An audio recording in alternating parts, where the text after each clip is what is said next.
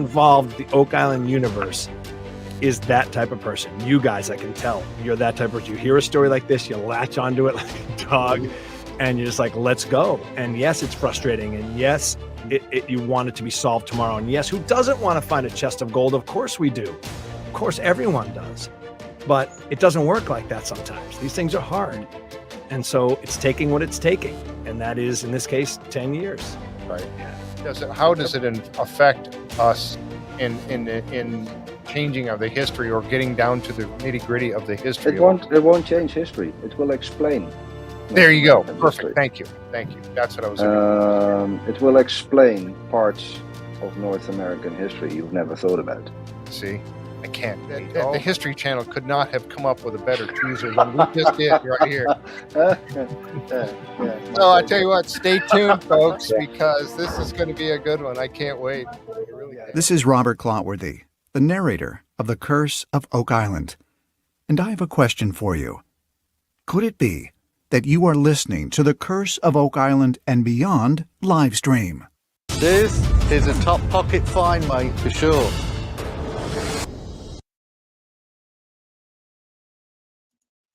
Hey everybody, Jeff here with The Curse of Oak Island and Beyond live stream and JFree 906, and we are going to get started here. Let me go ahead and bring up my co-host for tonight, Tom Burns. Tom, how are you doing? I am doing fantastic. You know, we've had quite a week already. I mean, we did Curse of Oak Island the other night, and then I had a show last night, and then you're back on here tonight. And this is I mean, going to be exciting as well. What do you think? Yeah, and you got tomorrow too. And I got tomorrow too. That's right. We do have tomorrow also, folks. And I'll give you a little thing on that real quick. Tomorrow is going to be a whole room full of people on here. We're going to have little boxes all over the place. There's going to be like 8 people on here with me. And this is going to be with the Luca Centoni, the film director, Luca Centoni. He's a filmmaker, and he is working on he will be doing episode number 4 is premiering of his Templar series. It's a 5-part series. Number 4 is premiering, I think, on the 24th. Him and many of the authors and researchers that he has will be on that episode number 4 are going to be on the show with us. And we're going to kind of go through and talk to all of them and do some stuff. That's tomorrow at 2:00 Eastern time. I can't even tell you all the names. There's a bunch of people. It's going to be great. Gretchen will definitely be here. Luca and his son, whose son does the aerial photography and all that kind of stuff. It's going to be a fun show. And then we're going to show little snippets of teasers for this episode number 4. It is available on Amazon, and it will be. The episodes 1, 2, and 3 are out there now. And we talked about the Medici portion of it last time, but yeah, we're going to be covering all that. It's going to be a lot of fun. That's tomorrow at 2:00 Eastern time, and we'll be covering that. So I tell you what, tonight we are going to be talking about Tuesday night's episode of Beyond Oak Island, which was the Legend of Oderin Island. I'm probably not pronouncing that correctly. We'll have to find out from Bill. As a matter of fact, let's bring Bill on right now. Mr. Smith, how are you doing, sir? Hello, everybody. How you doing? Oderin Island. Oderin. Yeah, like a deer in the headlights. Oderin, it's Oderin. Yeah. Okay. I know. I'm not from the area, so I'm sorry that I butchered that name. I apologize. But so the episode that was on the other night, we know that you were on last year when the team came out. I think last time it was Rick and Marty and Tony Sampson went out with you, and you guys were in a different portion of the area, Newfoundland, and looking for the Peter Easton wreck site, or some debris, something that you could prove that Easton had been in the area. Yep. And then you're in a different area, so we've got a lot of questions and things to cover on this particular episode. But thank you so very much for coming on again tonight. I've only got about 5 minutes, and then I've got to run, guys. So. Oh man, okay. Well, let's get to these questions. Well, here's hoping your watch is broken. Yeah, exactly right. So tell us a little bit. I mean, to kind of kick things off, last year, and Tom and I were talking about this. The whole Peter Easton thing. Take us back. We know that you are a professional chiropractor, and that's what you do, or did at least, for a living when I met you last time. but you are also a historian now, I'm going to say, researcher, historian, and a treasure hunter. But you got into the Peter Easton story. Tell us a little bit about how you got started with that. Yeah, so you're right. I've been a chiropractor for about 30 years, and I build robots. I'm a robotics guy, but Wow. more recently, I remember the first time that Treasure Hunter came up on the credits or whatever for the Beyond Oak Island. I cringed. I was like, everything I've ever done now, I'm a treasure hunter, right? And it's been actually pretty fun. Even in my clinic, I still practice, and it's clinic and with some of the other things I'm doing. I mean, you got to wear different hats. I mean, you're talking on a stage with robotics one minute, and then you're talking about pirates another minute. But it's been well received. I was in Toronto about 30 years ago, going to school, and it was cheaper for me to fly to London, England, rent a car for a week, and stay in a hotel than it was to fly to St. John's for Christmas. They kind of soak it to you. So I went 4 years in a row, and I couldn't afford to go home for Christmas. And Really? we mentioned that on the show on Tuesday. But I was sitting at the time my girlfriend's house on Christmas morning, and her mom came down and gave me a book. It was a Christmas present by Kevin Major, called as Near to Heaven by Sea. And I started looking through it. And in chapter 4 or 5, I can't remember, there was something about the governor of the colony in Newfoundland, Sir Richard Whitburn. And he had a drawing commissioned of St. John's Harbor with mermaids in St. John's Harbor. And he was convinced that he saw mermaids. He might have had a few too much to drink. And of course, that never happens in Newfoundland, right? Oh, no. Especially when you're being screeched in and all. Yeah, exactly. Yeah. I've worked with a lot of people from Newfoundland, and I've never heard anybody say that. Is that right? Well, not everything you're going to hear to say tonight is going to be accurate. Yeah. So I started right below the picture of St. John's Harbor. There's the story about Peter Easton, and I started reading it, and I realized I knew more about Genghis Khan, Julius Caesar, and George Washington than I knew about Atlantic Canadian history. And I started reading, and I haven't stopped. Most of the things you find online about Peter Easton, half of it's lies, and the other half is not the truth. So you spend a lot of years in archives, on site at different locations, trying to find out, separate fact from fiction. And it's been 30 years. I never thought I'd be doing podcasts and TV shows. It was purely for the love of not letting people know that I actually love pirates. That's pretty cool. You said the other night when you popped in with us, you said something about you were actually working on one of your patients, and I guess he said something to you about, I saw you on TV or something. Well, this year's been riddled with a lot of interesting comments and finds. So my first it aired in Canada here on Peter Easton's Plunder. It aired in Canada on Sunday night, and Monday morning I had a patient laying face down on my table. And he said, "Bill, I saw your show last night." He says, "It was a good show." And I said, "Well, thanks a lot." And he said, "My God, Bill," he said, "you're some fat on TV," right? And I was like, "Well, thanks a lot." So anyway, then he turns his head and he looks off at me. He said, "But you're not as fat in person," he said. So he left. He went home pretty sore that day after the treatment. You worked a little extra hard on him, yeah. But it was all in good fun, and the feedback's been continual ever since. And there's a lot of pirate fans out there, closet pirate fans, and the questions this year have been unbelievable. Like people have asked me questions that I had never even thought of. Really? Wow. Yeah. Well, I tell you, this is certainly, and again, and many of the viewers that are out here and they've come to my show many times, they've heard me say this over and over again. But the interesting thing about doing the Beyond Oak Island shows is the fact that we get to have the folks like yourself who are in the show and have done this research come on the show with us and teach us stuff that we didn't know. Sure. I had heard the name of Peter Easton, but I never really knew that much about him. And then, with the first show we did, and the first when you were out, when the team was out with you in 2021, I learned a lot. And then watching the show on Tuesday night, I got to learn a lot more. that's the beauty of this, and that's what I really want to have everybody join in and hear this stuff right from you, the man who's been doing all this work and this research. I know that Tom had a little question about where you were last year compared to where you are now. I'm saying last year, Well, 2021 to let's bring up the map. yeah. Yep. So How did you get from, say, the northeast coast of the Avalon way over into Placentia Bay? What made you switch by hundreds of miles? Well, there was a bus going down that way, and Marty and Maddie, that's where they wanted to go for the afternoon, so we ended up down there. At least it wasn't the subway.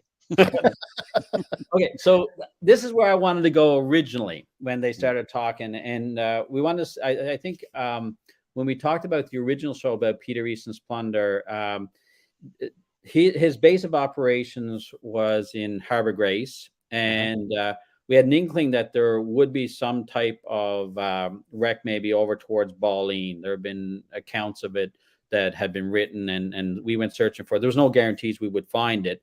And there's a rich history in that area of the first colony in one of the first colonies in North America, the Cupid's colony, the other one being the Virginia colony.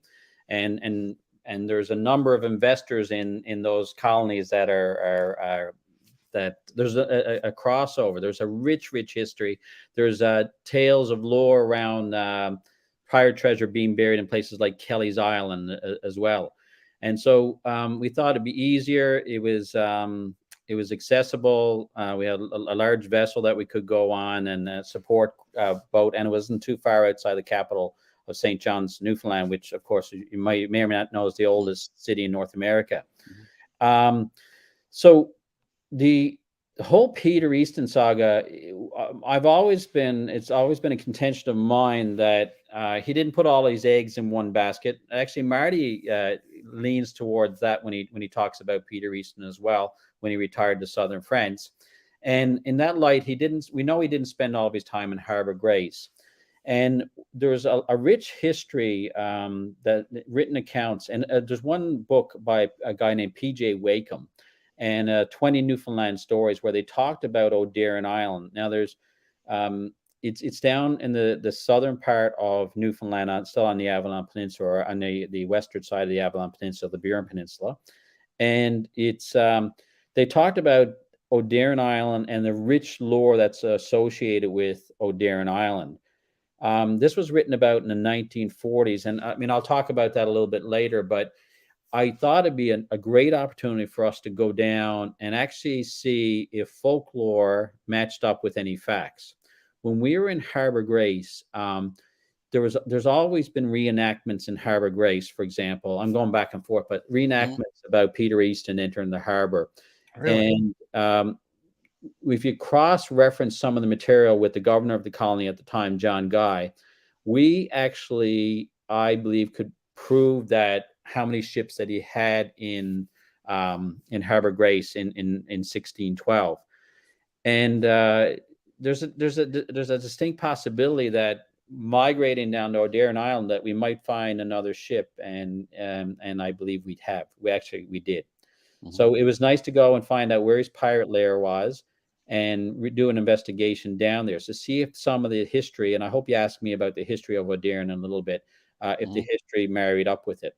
The other really interesting thing about that area of the world is that if you look at some of the work of a lady named Connie Kelleher, she's an archaeologist in Southwest Ireland. She talks about these pirates and how they were in Southwest Ireland and how they hid on certain islands and blocks of land where they had in and out passages. And Harbor Grace is like that, and Oderin Island is like that. And it's a majestic place with tons of in and outs that if you know it well, the fellow who's going to be chasing you will probably sink his vessel. Yeah. So I hope I answered your question. I kind of dense. Yeah, absolutely. So, you know, we've tell us some of the history of Oderin. What do we need to know about Oderin? Well, it's an interesting Wayne Rogers, who is one of the older gentlemen on the show. Yeah. Wayne talked about Oderin being the capital of Newfoundland, and I actually didn't know that. I thought Plaisance was the old French capital of Newfoundland, and that's where I actually grew up. But he indicated that it was the old French capital. It has a long-standing history of settlement, and up until, I'm guessing, about 30, 40 years ago, there's upwards of 300 people that lived on the island. There's no one living on the island right now. Newfoundland, the islands in and around the coastline of Newfoundland were all resettled to larger centers between 50 and 80 years ago. When you look at Oderin Island, there's an account in P.J. Wakem's book about an oak bottom pond there, or I wouldn't call it a pond, I call it more of a bog hole. And if you look at the show, it's shaped like a sperm head whale with a little tail on him. And there's accounts going back to the 30s and 40s that were written down in this book that were oral tradition before then. And they talked about in the wintertime, they would cut holes in the ice and they would stick an auger or a chisel down upwards of 15 to 18 feet. And they came up with pieces of oak. And they surmised that oak, well, first of all, is not native to that area. And if it's down there, then it's surely tied to Peter Easton. And they surmised that there was a treasure down there. There's a couple of interesting side bits to it. There's been accounts also of markings in the rocks that they believe were lost to time, and maybe they are, maybe they're not. And so there's been attempts at draining the pond, and so the similarities with, for example, Oak Island were haunting when I first had the discussions with Dan Blankenship probably about 15, 20 years ago. And they talked about drainage tunnels where they tried to drain the pond to see if they could get down through the sediment layer, and they failed on every attempt. So when I talked to John Levy, Marty, Rick, Maddie, and Tony, I said, well, we're not going to be able to drain a pond. The Newfoundland government will never give us permission, but let's look and see if we can find anything that looks like an semblance of a drainage tunnel, and then see where that takes us. And that's where the show went. Yeah. Well, you know what? Speaking of finding that wood down below, we happen to have another person joining us right now. Mr. Tony Sampson is here. Tony, how you doing? You're muted, sir. He's smiling, but we're not hearing anything. Yep. Tony, can you hear us? You're muted. You're muted, Tony. There you go. I can't hear him. I can't hear him. No, nothing here. Nope, we're having trouble hearing you, Tony. Check your you might have to check your, like we did last time, you might have to check your there. No, you should be your microphone.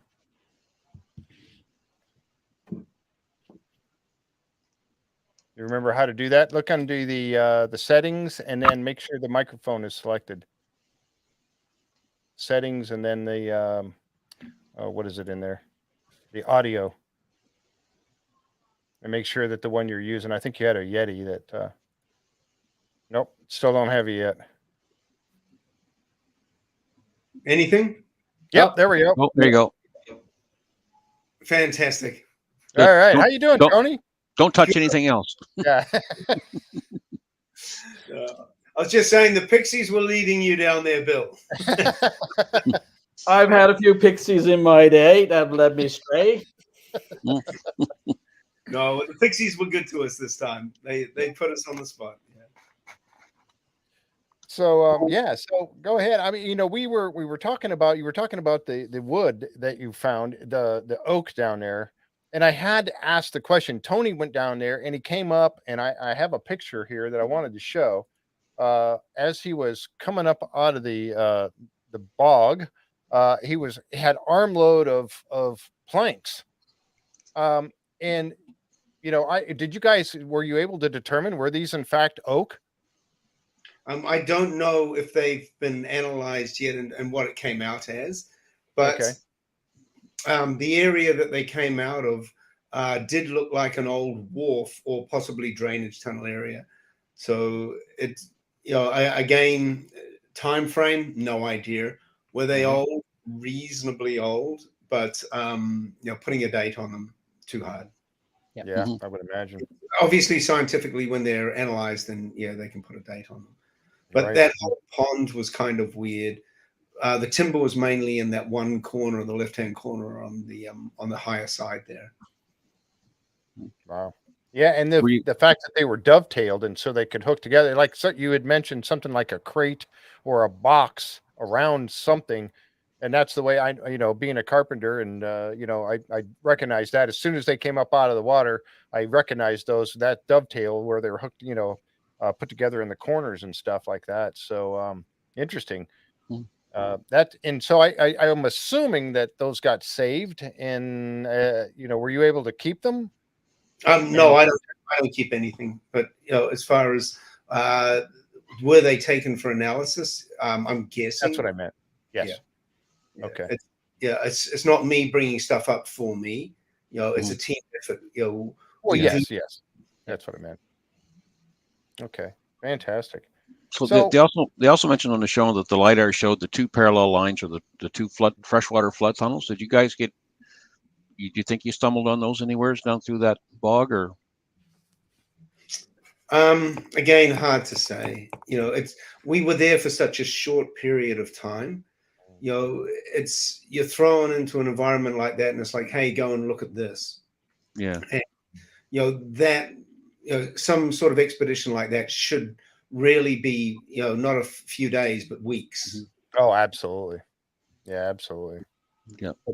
What's really interesting about it though is that you got to be flexible when you go into those situations, because you're thinking, well, are they going to have ocean flood tunnels that might come into the bog that might account? So you go and you look for them, you can't find them. So you start looking at what's coming in, and what doesn't make sense is that if this is a freshwater spring on an island, it's out in the middle of nowhere, you don't waste water. So it would be illogical to have spring-fed water going into a bog hole. So you got to let your mind wander a little bit and say, well, why is this freshwater spring if there's water coming from the hill going there? So, but when the LiDAR guys showed it, it was a complete surprise, even to Captain John Murphy, whose family grew up there. They were completely surprised. They had no idea. And when we walked the land up to the hill, that hill, how high was that hill, Tony? A couple 100 feet maybe, or? Yeah. I should have shot a height on it with the rangefinder and that, but I didn't. Oh, yeah. So, there's no other reason that we can think of why they would be there, but Captain John had no idea what that would have been. So it's a pleasant surprise, and it certainly leaves it open for something in the future. Yeah. Now, we know that modern people live there. Do you think that there may have been settlements there back around the time of Easton? Was there anything on the island that would give you any suggestion that they actually had structures or stayed there? Well, just from markings, and there was talk of graves on the island as well, dating back way earlier. I would say yes. And also with the pond, it may have been like a pond that you find anywhere around here on the ocean side as well. It may have been where the ships came to gather fresh water. And so with that, that would also explain why the ocean side was pretty much a dumping area of bottles and artifacts from hundreds of years. So people have been going there a long, long time. Yeah, because you did find some pretty cool stuff when you were diving off the shore there too. Yeah. So you think that was more of a dump? I'm sorry, Bill. Do you think that was more of a dump site rather than a wreck, where you were finding the pottery and stuff down there? When I say dump site, it's an area where ships would have gone, maybe at anchor, and gone ashore and got fresh water. Okay. And it's like back in the day, the ocean was a giant dumping ground for people. Yep. So there was beer cans, there was bottles, there was hundreds of bottles. But the interesting thing is they dated from such a diverse sort of time frame. So it wasn't just, these are a bunch of diverse bottles, beer bottles, perfume bottles, whatever, from the 1950s. There was stuff there from possibly the mid to late 1500s all the way through to modern day beer cans. Wow, that's too bad, actually. Quite honestly. Was that water fresh in the bog right there? Was that fresh water or was that salt water? No. It It was brackish water. it was brackish, yeah. Yeah. And that's to be expected as well. And the reason being is any sort of pond that close to the water, and the violent Newfoundland storms, the same as any North Atlantic storm here, you can get water and waves. You know, again, I referenced the Perfect Storm movie there. You know, this is that sort of weather. You can have waves 30, 40 feet high crashing against the shore and filling a bog or a pond with salt water as well. Yep. I'm sorry, Bill, I cut you off there, please. I'm just making notes as Tony's going on because I'm going to jump back in. So when you talked about the land, the settlement, there's all along that entire beach, there's old pylons that go down into the beach where they would have had wharfs there at one point in time. And when you look at the LiDAR, we didn't show it, but there's actually a rectangular images off to the left, which look like it could have been there could have been some type of building structures or a flake there to dry fish. We do know in the 1700s, but it's late 1600s, early 1700s, that it was settled by the French. And with the Treaty of Utrecht, most of the French were driven out of that area of the world. But there was a family that was allowed to stay on the island. And when they went back to find accounts of that family, even years later, they were still there and they farmed there. And they believe they grew things like barley and things like that. There's also accounts, I've talked to some of the local people when we were down there and even since, and there's some of the people who lived on the island past where the bog hole is. They used to find cannonballs there when they were growing up. When they just would walk by, they'd find them in the ground, which was pretty cool. Wayne Rogers, who was on the show with us, he talked about that. He actually thought at one time it might have been used as a battery for firing, practicing your firing. You know? Wow. Yeah. Wow. That's very interesting. Tony said with the bottom was littered just offshore, but some of the finds were quite significant, I believe. Yeah. Tell us about the olive jars. Yeah. Lid. You had a lid or some sort of a top lid half of it, or top portion of it anyway. You want to talk a little bit about it first, Tony? No, go ahead, Bill. No, I'll just grab one question there from Jan. She said, why would they have waited to dump? And the reason being is if they were drinking alcohol, that would not have been allowed on a Navy ship or any ship. You know, the idea was they would come in, they would anchor, they would get fresh water, and it would be downtime. And that was the same in the military as well. You know, they used to have a thing called channelies where they would sit in the channel at anchor. And that was when the lads got to have a beer and play up a bit. And so everything went over the side. The same then is if the officers would ask for, say, tea and biscuits at 2 a.m, then the steward would bring it to them. And rather than clean it, quite often it just got thrown over the side. So hence the silver teaspoons and things we find in teapots and things. So, yes, the olive jar, Bill. No, you made me think. If not, I'll forget. Tony, what about the pipes? Because you found some. Oh, yes. Yeah. I got to show that. I got a picture of that too. There, and Tom and I were talking about this because Tom, when Tom took your Salty Dog Sea Tours, he actually saw you talking about one of them there. And so I wanted to bring that up. There's one you found. Now, was that a whole pipe, Tony, or a broken pipe? No, believe it or not, most commonly you'll find the bowl or part of the stem. Okay. And the reason being, these were not kept. These were not valuable personal possessions. You know, these were throwaways. So down in those days, you couldn't go down to the corner store and get a packet of cigarettes. They didn't exist. So what you would do is you would go and buy a pipe, a clay pipe that was pre-packed with tobacco. And that was placed in your sea trunk or your sea chest. And when you got to those locations where you would do your channelese or where you would go ashore for time or at an anchorage like this, and then you would bring it out and you would light it and smoke it. And then for good luck, you would break it over your thigh and toss it overboard. And so this is common everywhere around Nova Scotia. the harbors are littered with these. So in Halifax Harbor, when we're diving under the bridges, honestly, we find hundreds of these.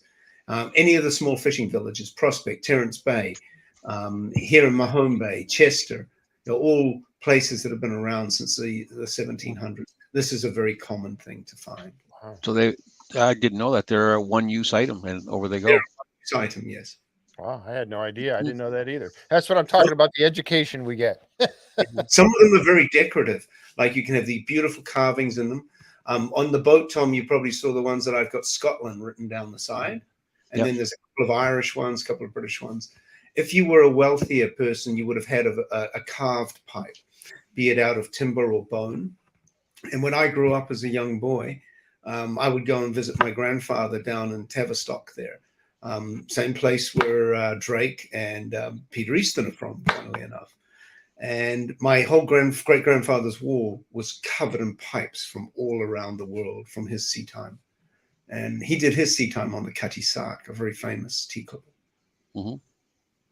Yeah. Wow. So, yeah. So with that, as the olive jar you showed there, find something like that amphora with the handles and the lips still intact is, honestly, that was beautiful.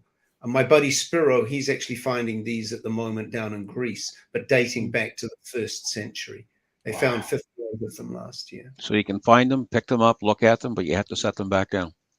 Yeah, we're not allowed to take anything. I mean, I would love to go back, and this was purely by accident. This was diving in an area where we thought there was a shipwreck.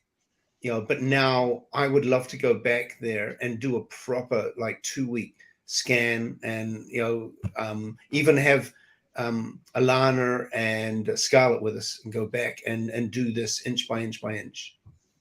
That would be great. I would love to see what you find when you do that.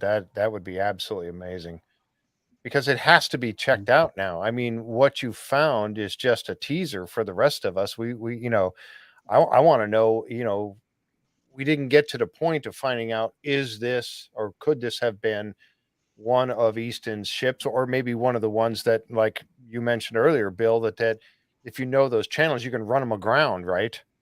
Force them aground, and then you've got them at that point. So is this one of those, the Basques, or I don't know, but to get to those answers now, I want to know what you found. Oh my gosh. Yeah. So did you want to bring up those other 2 pictures that yeah. Look at those now, Bill? Yeah, let me hold on just a second. Yeah, because Bill shared a couple with us here. I'm going to before you get into it, we had a teacher in high school, Jack Murphy, who was an avid diver, and he used to go all around these areas, and he would dive off the docks in Newfoundland and the wharfs. And he had an amazing collection of the same pipes that Tony is talking about. Oh. Yep, they were quite common all around Newfoundland as well. Okay, yeah, there's let's see, I've got this one here. This is one of them that was, and tell us a little bit about this one. So we got permission to show this from Wayne Rogers, and he had done some diving years and years ago in close proximity to this. That's why he felt so confident that there was a shipwreck there. When they removed these jars from the water, he communicated to us that they gave them to archaeologists within the provincial government. And I think things were different 20, 30 years ago than they are now. And he has, I can't remember what the permitting process, but this is a registered archaeological find that he actually has. And he has several of these. And what he was told at the time from this area is that this is a vase that came from the Mediterranean. I actually saw this up close at his house, and there's you can actually see the fingerprints where they actually made the pottery. It was absolutely gorgeous. Oh, really? Wow. Yeah, and I'm not sure if this one is complete. It doesn't have the handles, or if this one was made to. But these are olive jars that he was told came from the Mediterranean, And I think there was another one also that I sent you guys. Yeah, there is. Bear with me just a moment, and I'll bring that one up. This one, these pictures were in a different area, so I had a little trouble. There we go. There we So go. yeah, and this one he told us came from a Bourbon region of France, and the top, as you can see, is cracked off it. And what he was told is that these two jars, one an olive jar and the other one for carrying bourbon, basically came off a 16th century Basque ship. So if you're putting pieces of the puzzle together, Tony's absolutely right. It would have been lovely to spend a couple of days there and unequivocally validate that we had, the olive jars plus, because there's got to be a lot more down there. But time didn't permit, and we were lucky to have a window of weather that was good for the time we were there. But it would be absolutely amazing to go back, and I don't know how this could be ignored moving forward. And so, like I said, Wayne Rogers said that this was validated by one of the provincial archaeologists about 20, 30 years ago. So when we were going there, I mean, we were going on historical lore accounts of bog and drainage tunnels. And then when we get there, and this was a bonus for us when we were there. Tony, do you have anything you want to add on to it, or no? Just the other one, Bill Burgundy, not bourbon. Oh, geez, yeah. I just think about what I'm going to have after we're finished this tonight, Tony. I think, my buddy Gentleman Jack wasn't around. Yeah. Oh, right. Yeah. So if you found the Basque region debris in that area, you also found it up in Harbor Grace when you were up there. So could this be another one of those spots where maybe they tried to corner those ships to run them aground? Possibly. Yeah. It's I mean, if we're talking about, and Bill will corroborate this as well. Yep. If Easton captured these ships, then they could have been up and down that coast, and they were up and down that coast. I mean, we've had European settlers in Newfoundland since 955. Wow. So all this Christopher Columbus crap, not true. Yeah, exactly. Yeah, I mean, we had Leonstown Meadows. These guys came back and forth to this settlement, and it's not like they came ashore, went for a pee, and then left. Right. Well, no, they were here. They set up shop, right? Right. Yeah. I mean, like they've got. Well, I mean, Easton's got the entire Avalon Peninsula, Newfoundland surrounded. Yeah, and this is the thing. Like, people have been up and down this coast. Be it fishermen, be it different navies. Looking on a quest maybe for new land, but then the pirates, obviously. This whole area was teeming with pirates back in those days. Oh, absolutely. So being the Easton guy, there's a big part of me wants to say there was one of the 3 Basque ships that were missing after whatever type of battle ensued in Harbor Grace. So you're saying, well, maybe it ended up, they scuttled it out here on Oderin Island. That's what your heart wants to say. But the reality is that the Basque were all over this region.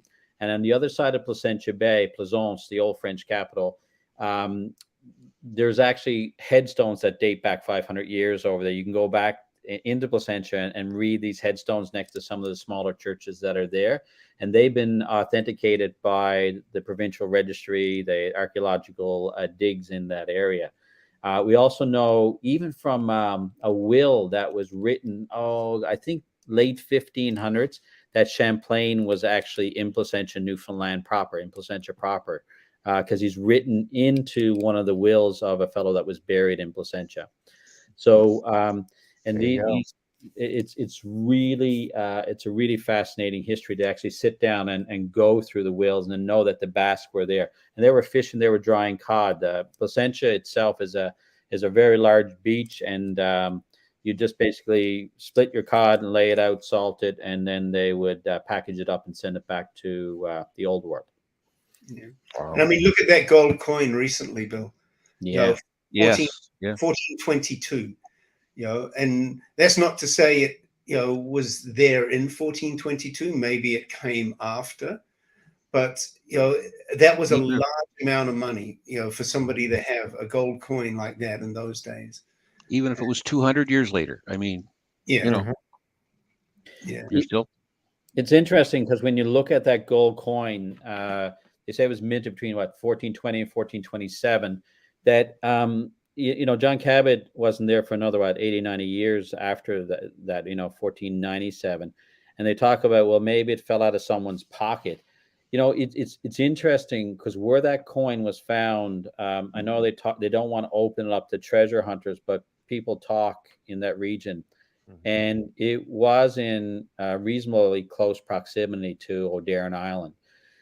If you say that it didn't fall out of someone's pocket like in 1500, that it actually was there in 1420, then you're actually saying that an Englishman or a European was in that area predating both John Cabot and Christopher Columbus. So it's a bit of a stretch unless you can prove it unequivocally. Right. But boy, I'd love to be part of the group that actually can prove that. Yeah. Right? Oh, my back there and God. look, just to be able to go back there and look around, right? Yeah. And I'm actively working on it with some pixies, Tony, just so you know. I will be there with those pixies as well. Okay, perfect.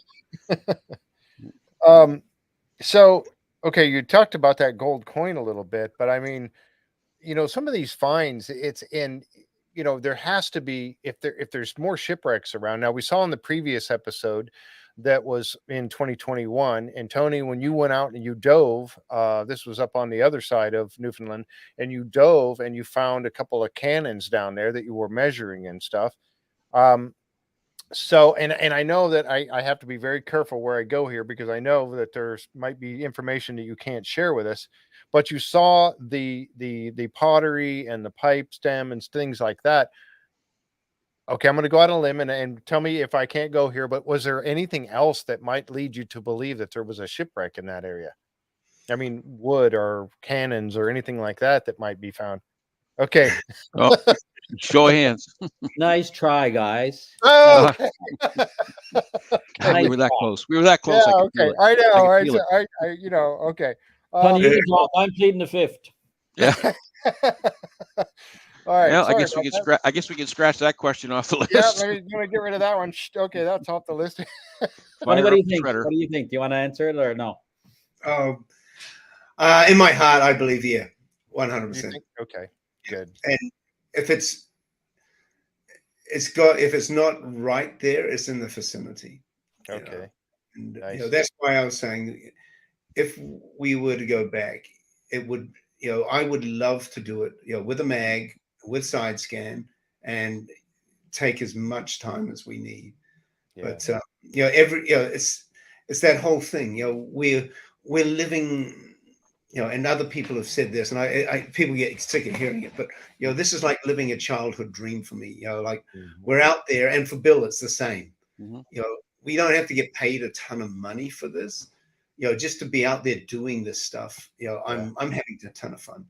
But at the end of the day, to do it properly, with the mag, with the boats, with the archaeologists, it is a ton of money, and somebody's got to bankroll it. Whether it be the government or whether it's private sector. And in this part of the world, it's as soon as it's private sector, we're the devil. Yeah, absolutely. And you mentioned it earlier, Tony, and Bill, you kind of alluded this as well, is that the simple fact that you're doing this with the production company, you're only going out there for a day or two and looking around. Obviously there's a lot more footage that we don't see and a lot more time spent that we don't see, but you're not able to give it the time that it deserves. And that's why many of us that watch this, and that's the beauty of the Beyond Oak Island episodes, is now that we're seeing episodes in Beyond Oak Island, going back and revisiting and continuing the search in certain areas. Tom was talking about this just the other day. We were both referencing this, that Curse of Oak Island is an ongoing story. And that's why we like to keep tuning in, because we want to see what did they find this week? Where are they going this week? Now that we're seeing episodes such as this one with the Peter Easton story, continuing to go back. Poverty Island. How many times have they been to Poverty Island? So we're seeing them now continuing, which is the beauty of it, but still it doesn't give you the time that you need to truly do a good investigation, right? I mean, like you said, you would need a couple weeks there to really give this the attention it deserves. I've got to jump in here. I really have to jump in here because okay, I'm just teaching when you're talking about this stuff. So in both in Newfoundland and in Newfoundland, Labrador, and in Nova Scotia, there's about 15 to 20,000 virgin shipwrecks in both provinces. Wow. So we know there's shipwrecks, and actually, since I've been on the Oderin show, even though it hasn't aired in Canada, even people who kind of pirated it from the States, there are actually No one I know. No, I haven't. I've had 2 or 3 people say, "Bill, I know where there's a shipwreck in and around Placentia Bay that we can go to." What's really interesting, I forgot to mention it earlier, when we started talking about the 20 Newfoundland stories, in and of itself, the history by itself doesn't, it's like a folklore account. It's not like the stuff we did in Harbor Grace. Mm-hmm. But some of it's being cross-validated. I have a really big pirate library. It's the only thing I can really brag about. Like there's other things I'm not really good at, but I collect pirate books. And one of the books that I read years ago was written by Henry Mainwaring. Do you guys know Henry Mainwaring? I'm not familiar with that name myself. Okay, Henry Mainwaring was actually hired to go after Peter Easton. And he became a lawyer, and he did some military training. And then the Earl of Nottingham sent this guy who had pretty much never been in sea. He sent him after Peter Easton. And he ended up in Newfoundland. And then about 2 years after Easton retired to southern France, Mainwaring became a pirate as well, followed Easton, ended up in southern France in the exact same region. Then he returned to England and became a British member of Parliament. So there's not piracy and politicians. I don't know if there's much of a difference between them, right? And it's even to this day, I think, Yeah, that. Yeah. But one of the story about Oderin, I forgot to tell this, but it's like, Tony, I don't even think I told you. Easton was supposed to be sick on Oderin Island. That's the story that, according to the 20 stories of Newfoundland. And he sent a crew down to the Caribbean, and 2 of the ships came back, and there was another pirate in pursuit of one of Easton's ships while he was on Oderin recuperating. And the name of the pirate who chased Easton's group was called Crookshank. And I have never been able to validate that there was a Crookshank pirate in history. I actually think it might have been Mainwaring. And because when you read Mainwaring's book, he talks about, he basically sold out pirates where all their hideouts were in Southwest Ireland. And I think he actually did go and try, although he would have been stupid to take on Easton, but he did actually go and look him up. So I think that's where some of the validity comes from in his story and in some of the folklore in that area.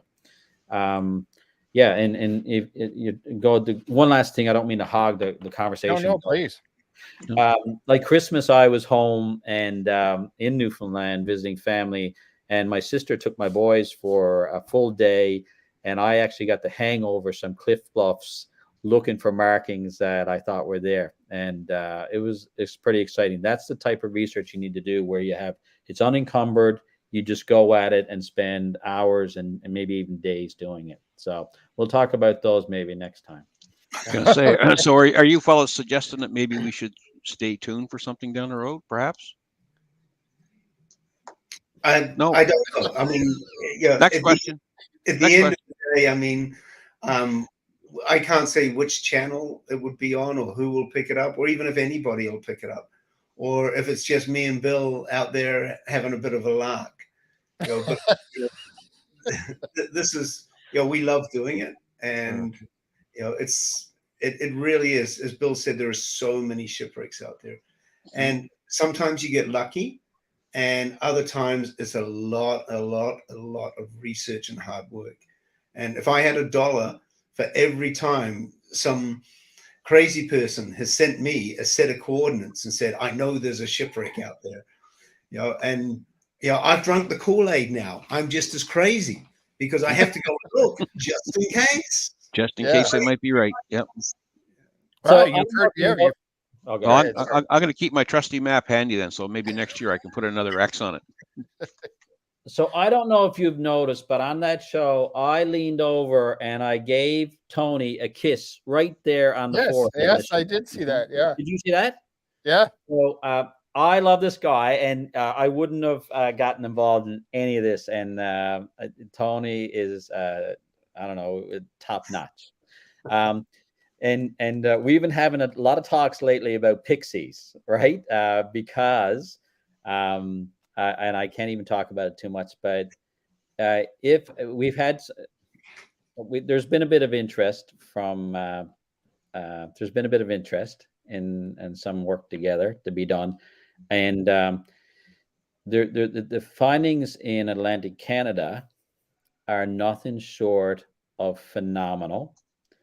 And Tony doesn't have to answer this. This is not Tony. These are my words. I believe there's something huge that's happened in Atlantic Canada. And I think Oak Island's been part of it. I think Oderin Island's been part of it. And I actually think there's a third bog pond island in Atlantic Canada that needs to be investigated.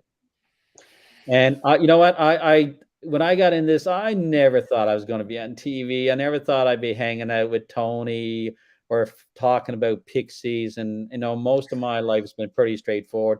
But sweet mother of Mary, honest to God, I've been climbing around in holes. I've been looking at every rock that's come across my desk, and then I was doing it over Christmas. And there's some really special there's some really special things that are happening. Places of interest to look forward to. Oh my goodness! Wow, I tell you, and I noticed Tony's giving us his best poker face. Well, you know, I don't know. Is this a good time to bring on our next guest? You know, we've got a gentleman here that's we've been told that you're doing a little bit of work with, Bill. And this gentleman, as a matter of fact, today, I believe, is his birthday. Mr. Jake Roberts, sir, how are you? Hey guys, thanks so much. Yeah, it is my birthday, and I'm about the size of a pixie, actually. In all seriousness, I stand at an imposing 5'6", so you know I think that qualifies. One of the questions that we had worked out here. One of the questions that we had worked out here to ask of Bill was, Bill, why on earth would you get involved with someone the likes of Mr. Birthday Boy, Mr. Clean? Mr. Clean. It was Mr. Unclean for that episode. Oh, that's right. That was Mr. Yeah, Unclean. that's right. Yeah. So he was like, Mr. Clean, what are you talking about? And I was trying to explain to him who Mr. Clean is. And I don't know if that's something up in Canada or not. You know, Mr. Clean, the cleaner. Oh, yeah, we know. Okay, so I know now if he's on the show the next time, I want a white suit. Yeah. Oh yeah, 100%. Jake, have you met Tony? Tony and I have chatted online. Great to see you, buddy. And we will be having one of these on the water here this summer. I promise you. Yes. And I hope to be there with you too. So. So are we supposed to sing happy birthday here to Jake, or how does that work? Oh, please, you know what? Please, dear God, no. Nobody needs to hear that. I think go ahead and talk for a second, because ask another question, Tom, because I got to get something prepared here. Go ahead. You were mentioning the similarities between Oak Island and Oderin Island. So we've got beyond Oak Island and beyond Oderin Island for topics. What would you say? And that's not saying the same people were in the same place at the same time. It may be just a characteristic of what people did at that time, right? Or over certain years. What would you say the most prominent similarities are between the two? Me? Yeah, anybody. Okay, so Tony's and Jake are experts on Oak Island. I mean, I did spend time with Dan Blankenship 15, 20 years ago. I talked to him about it. It's not necessarily that we still don't know. You can't validate everything that needs to be validated, but the fact that there are stories written in Newfoundland in the 1920s to the 1950s where they didn't have the internet. Okay, these guys weren't traveling to New York, and they're all sitting down in the conference, and they're writing stories. Then they're talking about oak bottom ponds where there's no native species of tree like that in that area. They're talking about a treasure being buried under the oak bottom pond and drainage tunnels into the pond. I mean, when you just even say those words, I mean, even if you're not familiar with the Oak Island, those are some of the stories. There's similarities between them. Now, maybe what we found is some type of freshwater drainage tunnel into the bog. Maybe someone will come along and say, "Hey, no, Bill, you're completely out to lunch. It's something different." But right now, we've got a story. We got some validation. We've got talks of markings on rocks. Okay, symbolism on rocks, and there may or may not be symbolism on rocks on Oderin Island. And some of these features ring true for Oderin Island. Now, Jake and Tony, you guys can give your Nova Scotian twist on it. But yeah, that's where I am. Well, Next question. I don't know even where to begin after all that, Bill. But I don't claim to be an expert on anything, and I say this repeatedly on my own podcast, and I'm just really honored to be asked to be a part of this. But the way that Bill's information, my information overlap, has to do with my investigations into the Rosy Cross. I now have a ciphertext that explicitly states that there is a direct connection between Sir Walter Raleigh, who was central in the Rosy Cross, and Peter Easton. I have a direct connection. And guys, what do pirates always use? I mean, they don't just write letters in regular script and just say, "Here's my information." What do they use? They use ciphers. Think of Labuse, the buzzard, the Labuse cipher that has been, puzzling people forever. And so we have Peter Easton as a privateer and pirate who is in direct correlation. And like I said, I have a direct contact between these two men, along with Sir Francis Bacon. And so the ciphertext is explicit. I publish it in my next book, and it's going to be there for everyone to review and look at and critique. And it's one of the things that I always say. I welcome that. I love the feedback. If I mess up, let me know. But so far, I haven't had anyone do that. I've had a lot of people who have been detractors, but they've never even looked at my information. And that's pretty much how this work goes. Okay.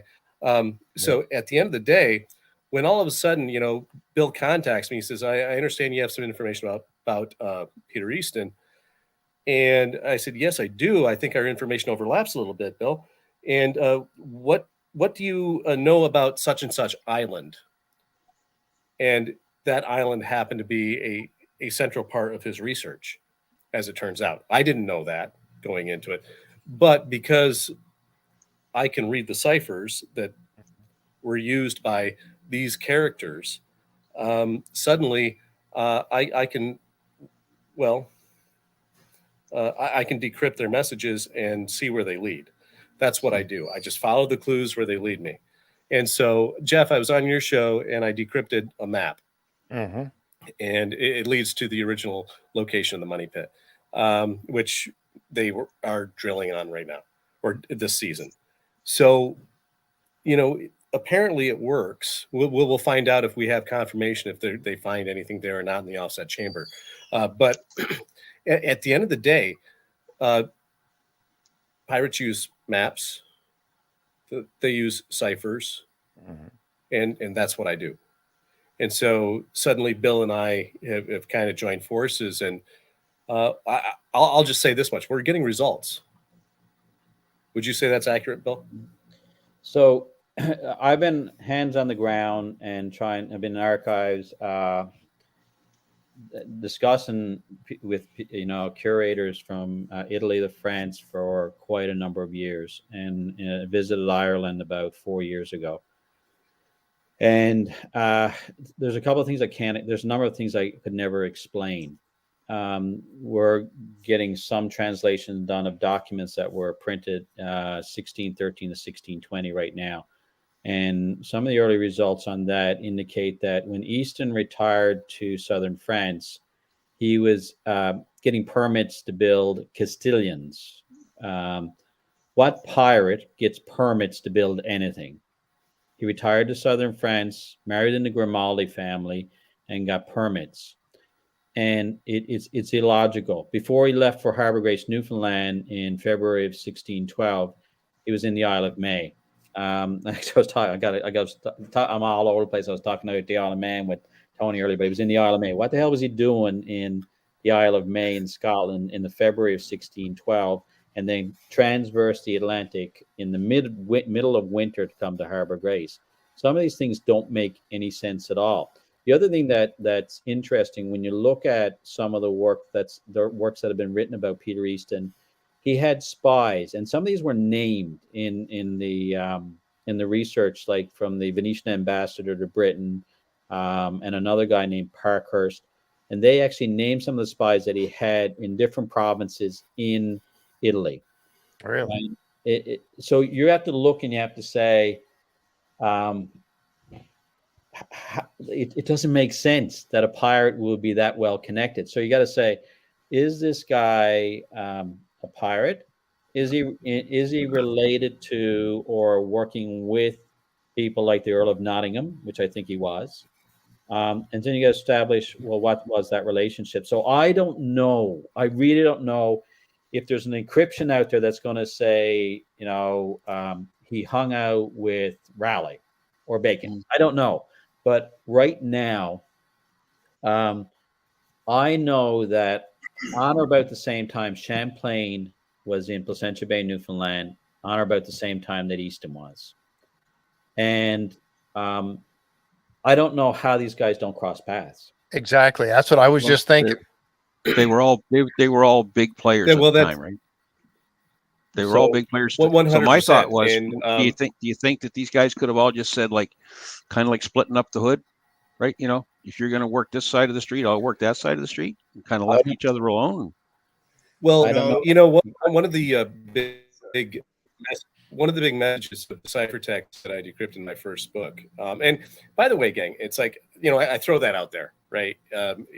People haven't read it, and the people who have read it, they like our friend Linda says, it's as clear as mud. So it's one of those things where William and Elizabeth Friedman, they were the premier experts on cipher work.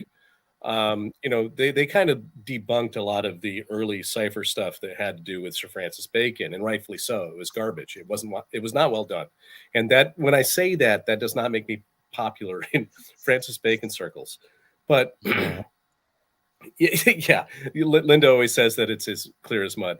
But the thing is that they called ciphers the bedrock of evidence. Because the bedrock of evidence? They are hidden truths. Yes, they are the bedrock of evidence, because they tell the truth and they are secret truths. And so when we talk about my work with Champlain, it's highly controversial, and I get it. I mean, some of the stuff that I've uncovered and decrypted, it absolutely sounds crazy in the face of Orthodox history, and I understand that. I know history. I know the historical record.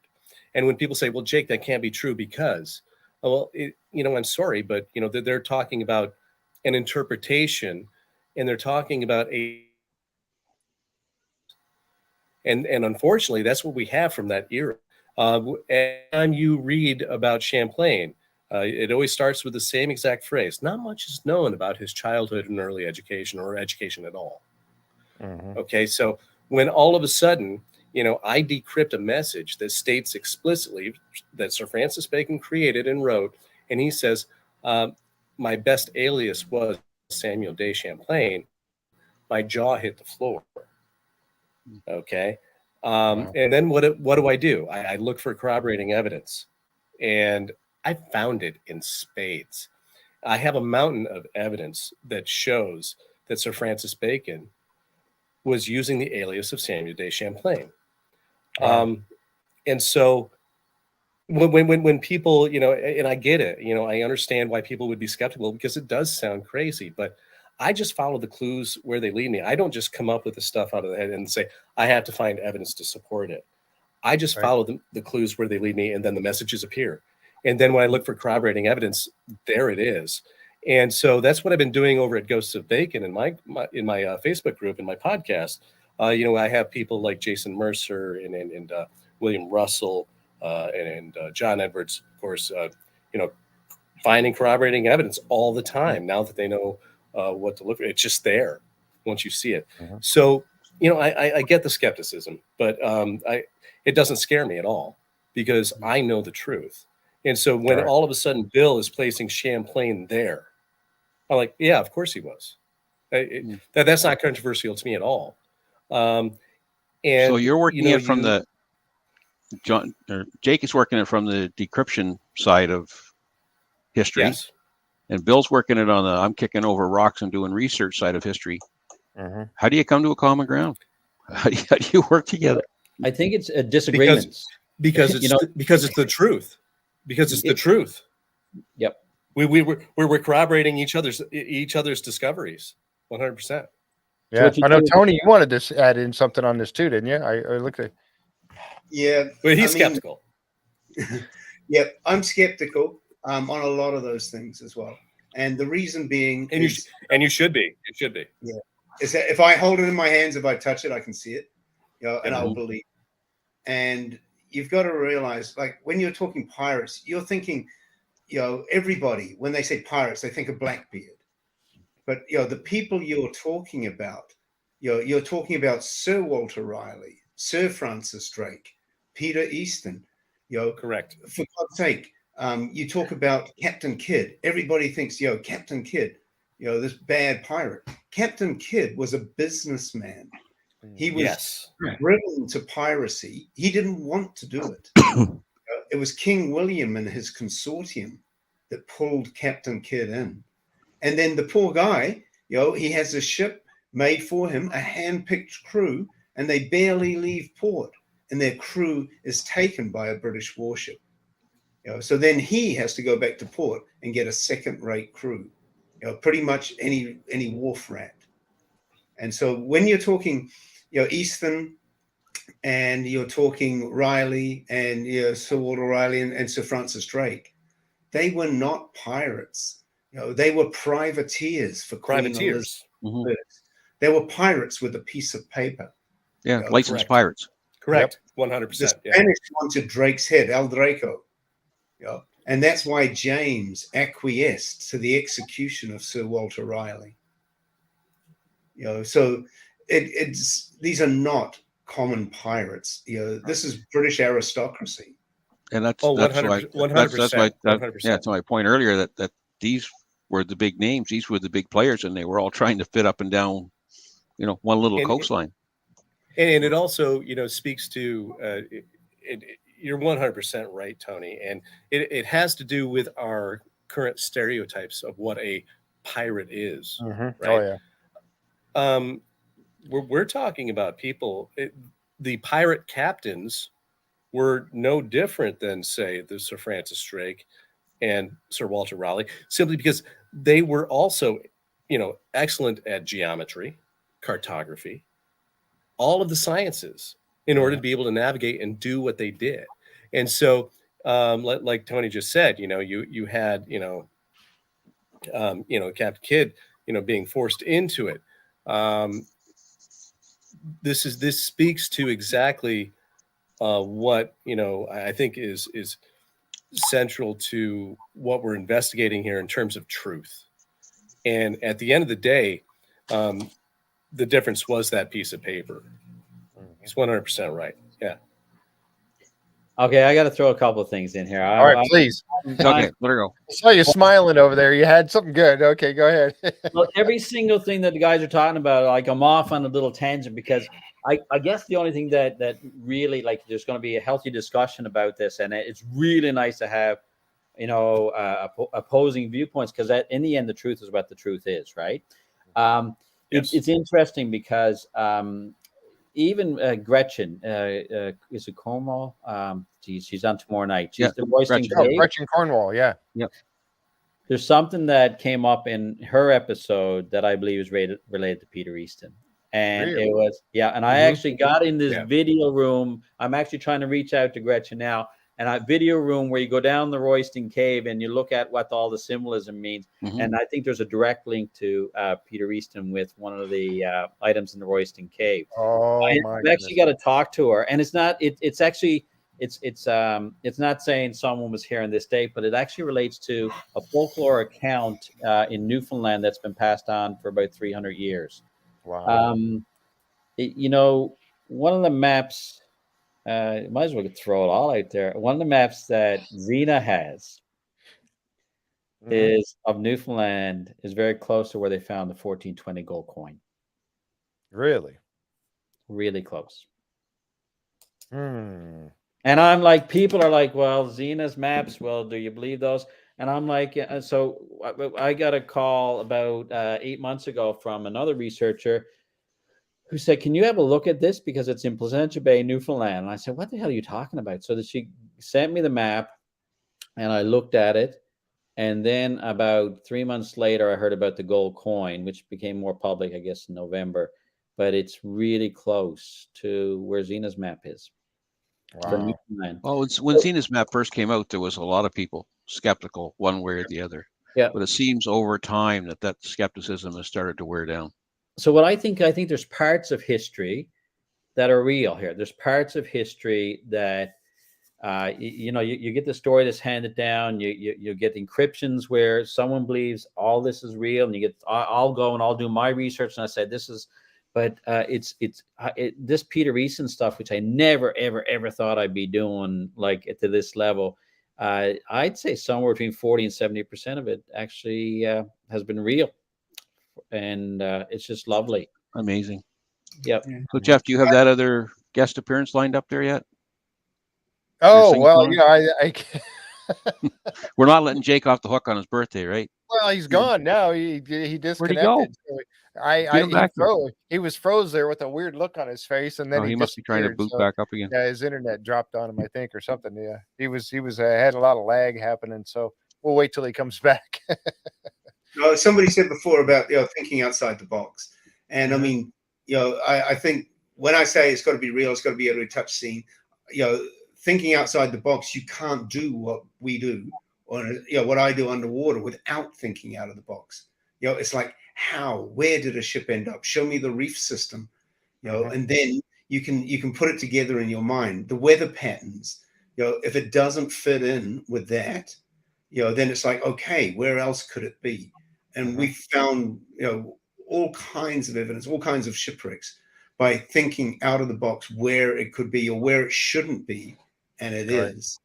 Yep. And it's the same, like Jake mentioned before, Deboo's, the buzzard, on Black Sam Bellamy, on his mast was a pewter plate with markings very, very similar to the ones found on Oak Island. And if you go down to Cape Cod, you can go to the museum there and you can see that plate on display down there. And the story is that when pirates on board his ship asked where we were going, he would point at the mast to the plate on the mast. And so Barry Clifford is still looking for that sort of stuff in Madagascar, in Pirate Bay there. Wow. There's so much. This goes so deep. It really does. I mean, it's how far down this rabbit hole does someone like yourself, Bill, or Tony, some of the research you have, how far down does it go to? I mean, it seems endless. Yeah. And whatever rabbit hole you go down, there's another one to pop up. Yeah. So, as I've said to Bill, you can start off sane and go crazy. But if you start crazy and try and get sane, that ain't going to work. Not going to happen. It's I got an interesting story, because I have to tell you, when I started talking to Jake, I didn't really have much interest in encryptions, right? And Jake's lovely. And I gave him a piece of information. I said, you tell me what you see here. Now, this guy's from New York, and I grew up in Placentia, Newfoundland. And I said, just come back with what you see. And he comes back to me about 2 days later. Well, he came back to me right away, and he texted me. He said, "Holy shit!" Oh, can I say that? Yeah, you're right. So Jeff's got the button. You're good. Back to me looking at this piece of information that I gave him, and he said to me, "Bill, have you ever heard of a place called Kelly's Island?" And Kelly's Island is just south of Bell Island. There's folklore accounts about a treasure in Bell Island that have been there for millennia. Wow. And I got this guy from New York, doesn't know Newfoundland, tell me there's a treasure buried on Kelly's Island. And all the local folklore accounts say the same thing. And it's directly, when you're standing on a cliff bluff, I did this at Christmas, I could send you a picture of Bacon Cove, Newfoundland. You're looking Bacon directly. Cove? Oh, you're looking named after anybody? You're looking directly at Kelly's Island. Really? So you're looking at it and you're going, okay, I got to come out of this rabbit hole right now. Right. And parts of you don't even want to say it out loud. Right. But you're sitting there and you're saying, well, are there relationships between these contemporaries, which include Champlain, Bacon? Maybe they were buddies. Maybe they had a beer in a pub somewhere in Ireland or whatever, or in England or wherever. But you're standing on the bluff in Bacon Cove, you're looking at Kelly's Island, and the information that you received was from Champlain. What do you do with that? You just ignore it, or do you say, well, no, maybe. You can't. You call Tony and say, Tony, get your gear. We got to go look at this place. Yeah, exactly. That's what you do right there. Yeah. And the thing you can't do either is you say, well, I believe in this wholeheartedly. I'm going to spend the rest of my life saying I'm going to prove this. But it's if that was an isolated piece of information, I would say, probably put it up here in a compartment and leave it there, but it's not. There's a ton of it. I mean, a ton of it. Anyway. Wow. Oh, thank you, Armstrong. Thank you very much. Another thing we're supposed to do tonight, Jeff, before we get too far past our time, is Linda's got to do their draw for the. Oh, that's right. poker. Yes, we do have a draw we have a giveaway that we were doing. It was from Marty Vineyards.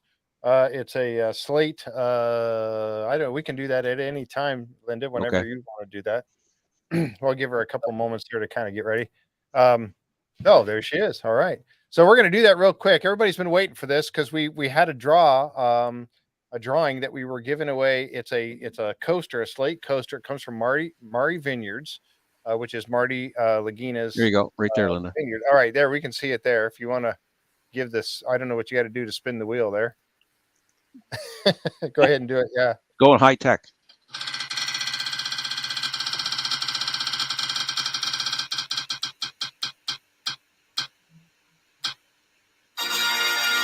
Matthew Gallon. Matthew Gallon. Is it Matthew? You got to be present to win. So Matthew, if you're here, say something in the chat so we know you're here, and then we'll get your information from you and we'll get that sent over to you.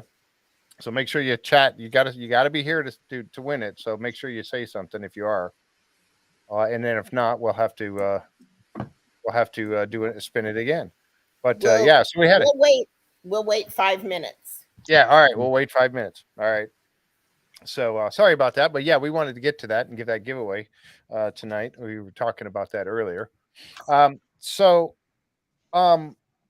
goodness, this what you were just saying, Bill, is crazy, because if you add this together with what Tony was saying about all these different pirates, and we know, as Tony was saying, that and Jake actually mentioned it too. We have this thinking in our brain that a pirate was just the scum of the earth, some ragtag guy who happened to get a crew together and was out there, taking down ships and doing all this other kind of stuff and stealing gold and whatnot.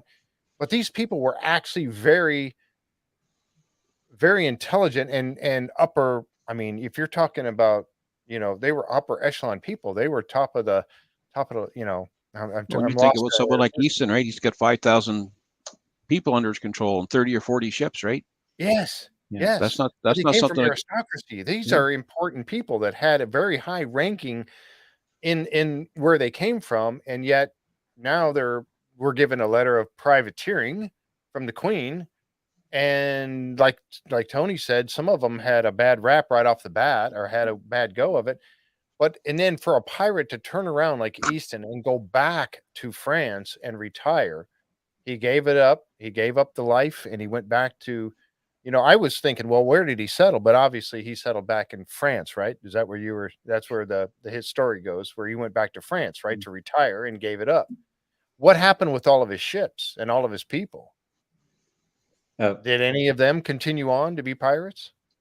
Yeah, he passed up on 3 pardons as well.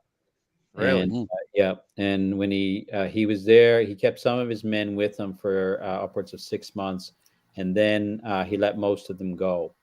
And so you don't really know much about the history, but he worked out a deal with the Duke of Savoy and a number of different things that he made concessions with a salary of 4,000 British pounds per year, which is unheard of. It's absolutely insane to think in 1613 that you would receive 4,000 British pounds per year.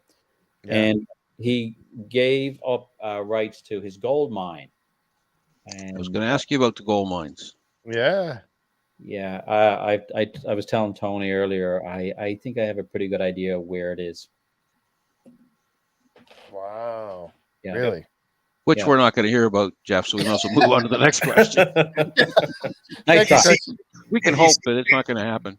If you see pictures of me in Bermuda with a big glass of dark and stormy, then you know you found it. You found it. All right. Well, yeah. Subtle yet effective. It's on the table with us for our drinks, right? Yeah.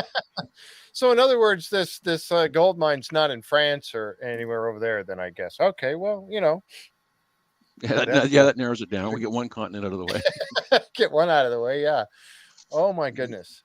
So, that's the thing though, as I was alluding to there earlier, and I was kind of going around and around trying to get to that point, but these were very important people. And if you start looking at the fact of, like Jake was just saying, talking about, Bacon and, Champlain being one and the same person.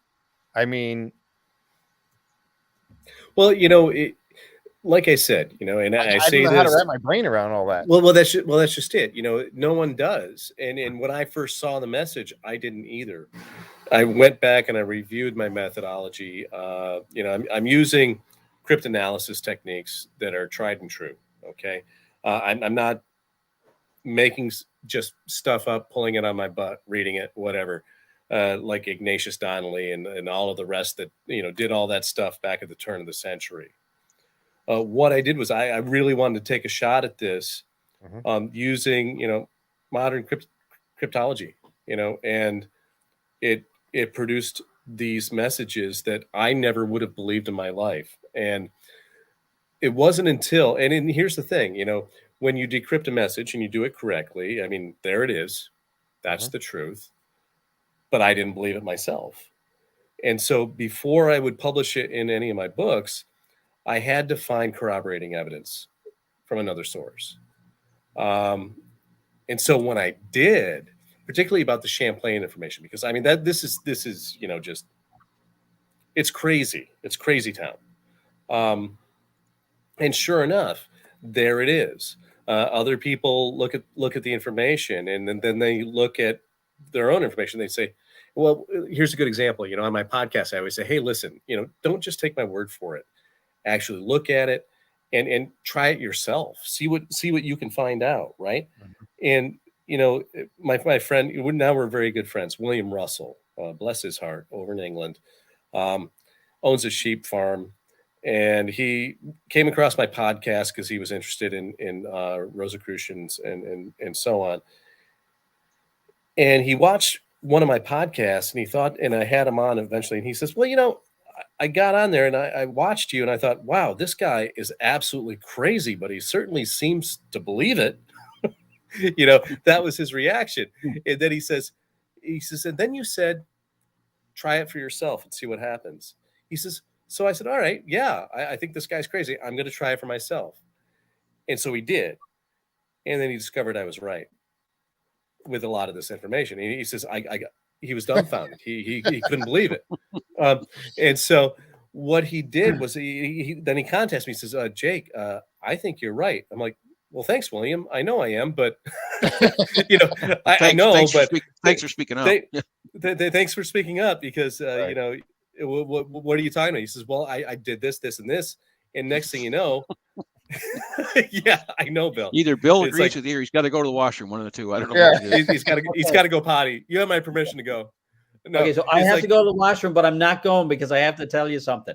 So Sorry. Go. when you were gone, I didn't tell him anything, okay? But what I told him Okay. is that when I first threw you a piece of Didn't say a information word. I didn't think it was, you came back to me, this guy from New York, and said, yeah, is there a treasure on Kelly's Island, right? Okay, so what I didn't, so and then here I am, I'm standing in Bacon Cove looking directly at Kelly's Island from a piece of Champlain information. That's what I said. So from the same piece of Champlain information, I got to tell you one more story. You can shut me up for the rest of the night if you want, but I can hardly contain Keep myself. talking. At the end of November, everyone sends me stuff on Easton now, people that I don't even know, right? And I'm getting all these weird friends on Facebook too. So Comes to the territory. Yep. I came across a drawing that was done in the 1700s, and on the drawing, anything that looks disproportionate on the drawings usually has a significance. So I'm looking at this drawing and I'm going like, what the heck is this? So Jake told me that there wasn't one treasure trove in Atlantic Canada. He said there's possibly more than one. And he showed me where the second one was. And on this drawing from the 1700s, it was almost an exact duplicate of the map image that Jake showed me. And I haven't been able to go there yet.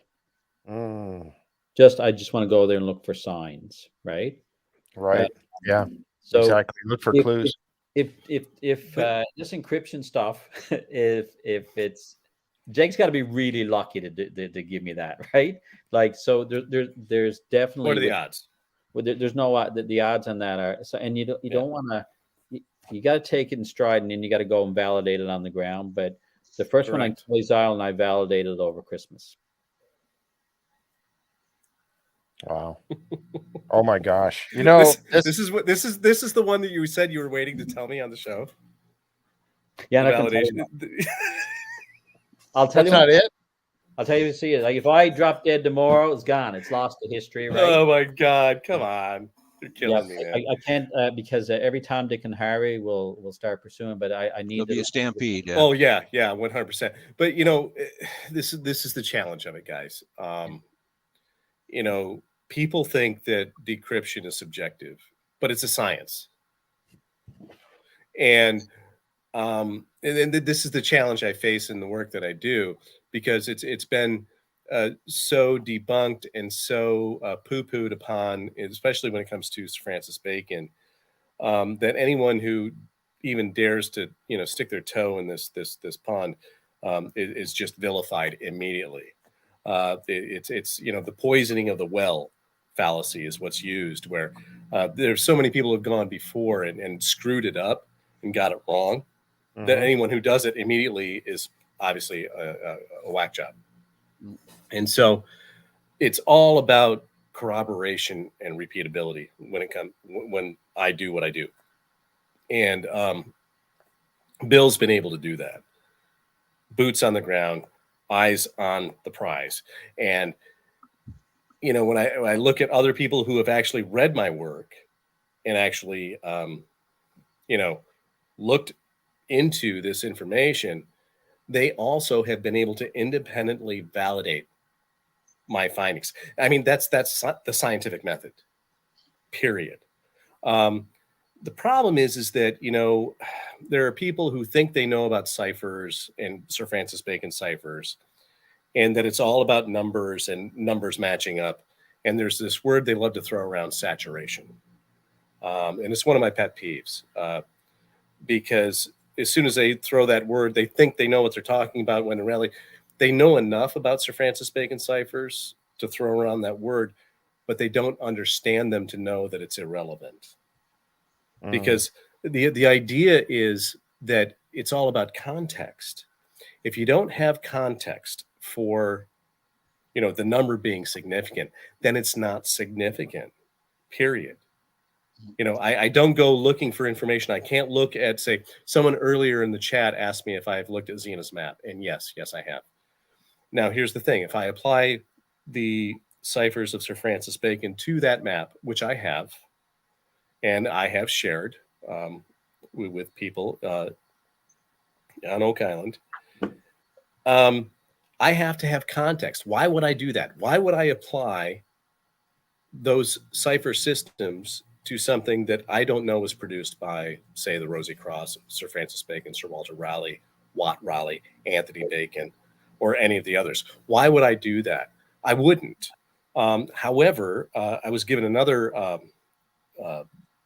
document by someone in Brother, and because of that, I said, when I looked at that one, I said, well, this is a document that has a cipher in it that surfaced in the 1650s. And that is the right time frame for the Rosy Cross. And so when I started looking at that, I immediately came to the conclusion, and then I later confirmed it. I really believe that document was created by Anthony Bacon, Francis Bacon's surrogate brother. And so I said, if Zena's map is contemporary with this document, if these documents are together, then that would provide the context for that interpretation of Zena's map. And so I said, on that premise, if this is true, I'm going to go ahead and analyze Zena's map in that fashion. And what I found was pretty astounding. But like I said, I don't have the provenance for that map. So I only have what, a French linguist expert, told me to go on, and I'm not at liberty to share any of that information either. So, so here I am, right? I'm saying, listen, I'm using a scientific method and a science to decrypt these documents that I know for a fact were produced by the Rosy Cross and Francis Bacon. And when I do that, the results are there, and I just follow the clues where they lead me. It's not something where I can subjectively impose a meaning on something. It's not possible. And when my next book comes out, people are really going to be able to understand that and see that, because then I can actually reveal all of the information that connects Peter Easton, Sir Walter Raleigh, and Sir Francis Bacon. But I can say 100% that they are connected and that they were using the same cipher systems. And, well, like I said, I was able to decrypt messages within maps that led me to Oak Island. The Samuel de Champlain's 1612 map, I can definitively prove leads directly to Oak Island. I think that map could be used to go to Oak Island, and then once there, they would be able to look at the carved rocks as clues to find the location of the cache, of the offset chamber, whatever you want to call it, or the multiple chambers, in my opinion. Right. I think there are at least 2 or 3. Yep. You too. So I can show that, and I can prove it to you. And I also have cipher proof. And people don't like to hear that, but I'm sorry, it's the truth. If it weren't true, we wouldn't have a national security agency here in the United States who deals with ciphers all the time. The father of whom was William Friedman, the father of the NSA and cryptology. He and his wife were the ones who debunked all of those Baconians back at the turn of the century, and they actually left a document and wrote a book that explained why they got it wrong, how they got it wrong, why they didn't actually have any definitive evidence that the first folio of Shakespeare had cipher evidence in it, because they didn't prove that they had ciphers. They never said that there were no ciphers. Isn't that interesting? They never made that statement. They also never made the statement that Sir Francis Bacon didn't write Shakespeare. They never said that either. However, that is the widely disseminated information that's out there now after the Friedmans debunked all of those writers. And so, like I was saying earlier, this idea that people want to throw on the word saturation in terms of cipher signatures. Any number can mean whatever you want it to mean. That's not even true. They know enough about Baconian ciphers to use the word saturation, but they don't actually understand how the ciphers work. And that's the challenge I face, is being able to explain to the public how this system works and how you use Baconian scientific method, inductive reasoning, to lead you to the truth. That's what he was all about. That was his sacred Tao, the truth. And so the only way to that is by using the clues he left behind. And I'm really excited because more and more people are starting to read my book, understand it, get what I'm doing, follow my podcast, and they're actually starting to try to do it themselves. I just had a lady contact me, and she said, "I think there's something in the Songs of Solomon in the 1611 King James Bible." And I said, "I'm sure you're right. Go ahead and keep looking, please. And if whatever you find, share it and share it in our group." Because I said, John Edwards always says it takes a village. Well, I can't do this alone, because at this point, I've found so much evidence, guys. I've found so much information regarding, the true background of Sir Francis Bacon and his life history. I can't do it all. And what I've done is I've taken everything I've done and I made it open source. Anyone and everyone who wants to try to do what I've been doing, I'm saying, here's how you do it. I'm not making it a guarded secret. I'm not charging people to teach them how to do it. I'm just saying, here it is. Please do it. Let's bring out the truth. And by applying these same exact principles to, maps, paintings, and the Bible, the King James 1611. 1611. Yep. Well, these things lead us to, places that Sir Francis Bacon, Sir Walter Raleigh, and I'm going out on. I'm not even going out on. I'm saying definitively, Peter Easton found very, very important. Wow. And at that point, that's I think I've said enough. So where do we go from here? Go ahead, Tom. I was just going to say, speaking of new findings, at the end of the Beyond Oak Island episode, the meeting in the war room, the topic of new findings was brought up. And there was reference made to an actual anomaly in the pond, and that Marty wanted a written report. Has the report been written, and how can I get a copy?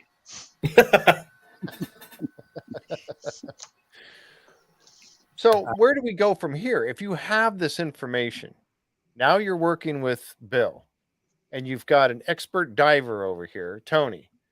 So, and you need a ton of money to be able to do this, but you guys collaborate, you get together, you start talking about locations, you're talking about people involved. Now you have to somehow get boots on the ground with Bill. And as he mentioned earlier, go out and start looking for evidence on the ground. So where do you go from here? I mean, how do you get to the next level when you're not backed by millions of dollars or backed by a production company that's helping you? How do you get there? How do you get to this next? How do you proceed? What's next? I'm going to let Bill take this, but I'm going to start with saying that ciphers are based upon numbers, and coordinates on the map are numbers. Bill? So on some level, I've been doing this for 30 years. And that's where it's just for the love of the history and actually retelling the history of Newfoundland, because oftentimes I don't know, it's patriotic, but before we let Canada join us in 1949, we were our own country. Thank you for that, by the way. And so we were oftentimes I don't know if we knew or know our place in the world stage, but Peter Easton, who was, spent much of his adult life in Newfoundland, so we can become an honorary Newfoundlander, although he probably wasn't screeched in. He ends up bringing a vast amount of wealth to Monaco, and there was many Newfoundlanders or Englishmen and Irishmen that were part of that group. I'm going to continue to do what I'm doing. It doesn't make a hill of beans difference to me if there's a production company or anything else. I mean, I love working with all and by the way, they've been so kind to me, this group, Maddie, Marty, Rick, Tony, John Levy, Annalie Gerke, and they've been so kind to me. But I'm going to continue doing this anyway, and I'm going to flip information to Jake, and I'm going to sit down and have a pint with Tony and say, Tony, what do you think of this? Is this out to lunch or is this real? And then I'm going to say to both of them, I'm going on the backpack, and if you guys can keep up with me and you're not afraid of heights, we're gonna end up somewhere, right? And I think that's the way you do it. But I don't know how much of what part of this is true. The folklore is true. How much of the encryptions is true? How much is what I'm finding relates to anything else? But geez, the history here is just phenomenal. Well, I mean, the folklore has to start somewhere, right? It has to start with an ounce of truth somewhere. Right. Absolutely. The interesting thing, and what's carved in stone is carved in stone. Yep. What's that, Tony? Picking up on something Jake said before, and everybody likes to say, well, it's carved in stone. But what's carved in stone is not actually what is solid rock. You know, a lot of these things, remember when Jake was talking about numbers, you know, you're not talking about latitude and longitude. You know, they didn't have longitude until they had time. And they never had time until they had Harrison's clocks. So all you had was latitude. You know, actually, they did have longitude, Tony. In fact, there was the Paris meridian was the original meridian. And one of the cipher texts in my original book says specifically, Francis Bacon states that Sir Francis Drake chose me as his wisest astrologus, which is astronomer. I time meridians. They understood meridians. And I'm going to shock you here. And again, you know, I say these things knowing that they're controversial, knowing I'm going to take hate at them because I know they're true. Okay, so they also understood electricity, believe it or not, batteries. Yeah, but I can't wait until I can actually show you the proof of that. But these guys were scientists. Yeah. Well, I mean, look at they used three-dimensional geometry. They were very good at it. Well, I mean, the Greeks with the Antikythera device had the computer. Yeah, the reason we have so many shipwrecks around the coast here is because they had the latitude, you know, and we can argue the part about longitude, but you know, they were pretty much traveling blind. You know, they were. If you look at the three most famous Champlain maps, he uses three different forms of longitude that he was experimenting with. His 1612 map doesn't even show longitude, and so yeah, you know, that's a fact.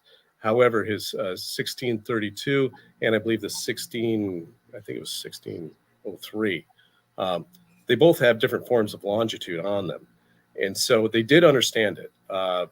They did have difficulty timing it, but Sir Francis Bacon was actually very good at it.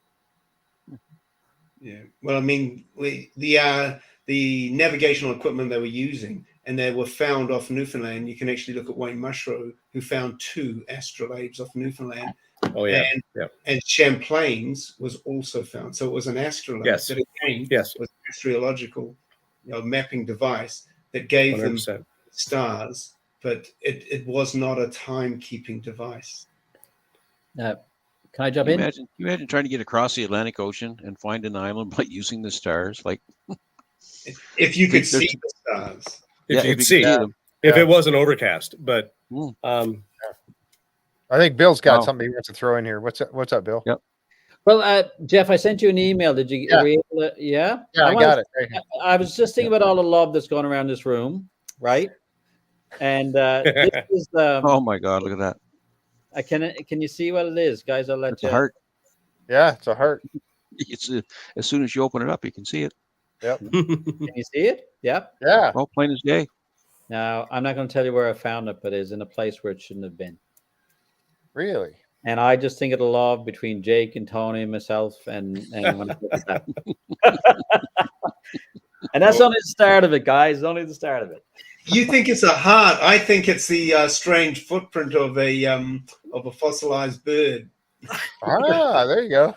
Okay, I think it's a footprint of a deformed moose. That's one big honking moose. Yeah. Well, yeah, we don't know just how big that A mammoth. is. That's a mammoth moose. Yeah. Isn't that beautiful? I look at one thing and say it's that. You've got to look. I agree with Jake. You got to look at it from 1,000 different angles. You know, it's not. And you know, you're absolutely right, Tony. And it's like the thing for me is like one of the things I preach when it comes to the idea of interpreting these ciphers and understanding what they really mean is it's always all about context. You know, it's always about context. Do we have a context for this being here? Bill says this should not be there, right? And so, you know, it's Bill, so I believe him. But at the end of the day, it's like, who could, if this is a man-made carving, who could be responsible for it? You know, is the question that I have. And so, do we have a context for specific individuals being there? And that's always the driving force between my interpretation of something I look at like this is, you know, do we have a context for any cast of characters actually? Yeah, can you find another mark to be responsible? Can you find another stone or mark somewhere else similar to it that you can? Or something that was actually a different marking, but is also related to the person who could be responsible for that one. You have to find all of these corroborating pieces of evidence in correlation with one another. And again, at the end of the day, you have correlation. You know, that's it. That's all you have. Fascinating. Tom, wouldn't it be wonderful if there were more markings? I have a sneaking suspicion that's a double-edged sword right there. Leave it alone. Yeah. Wow. I'm not gonna ask because I really, well, I just shouldn't say I don't want to know, but you know what the answer. You know what the answer is going to be. Yeah. Yeah. Oh my goodness. I sent one to Jake today, and without saying anything, Jake, it's just, I don't know what do you like. Tony, you'll see it tomorrow. We have a cup of tea. But, yeah. And again, Tony, in my defense, when he tells you about it and what I had to say about it. By the way, Bill, did you check your email? When? Just now? Yeah, a little while ago. I sent you something. It's not something to show here. But Tony, in my defense. Sure. Sorry, we're going to share this. Tony, in my defense, I do say to him that, listen, we have to have context for this interpretation to be accurate. And,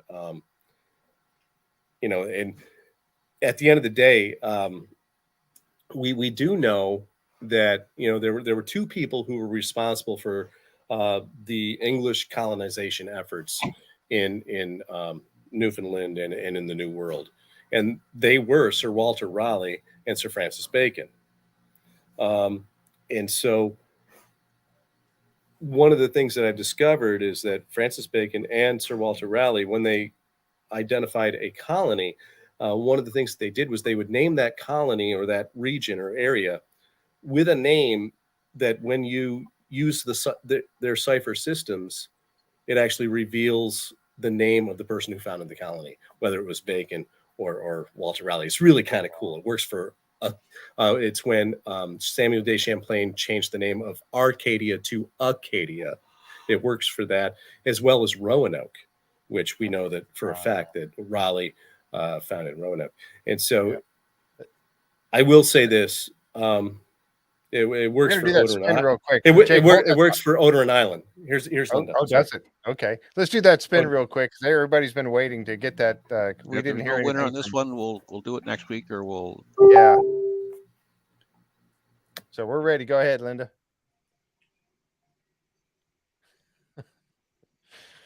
Well, I tell you, this conversation has been so darn interesting. I just man, I don't know what to is it okay? Is it spinning?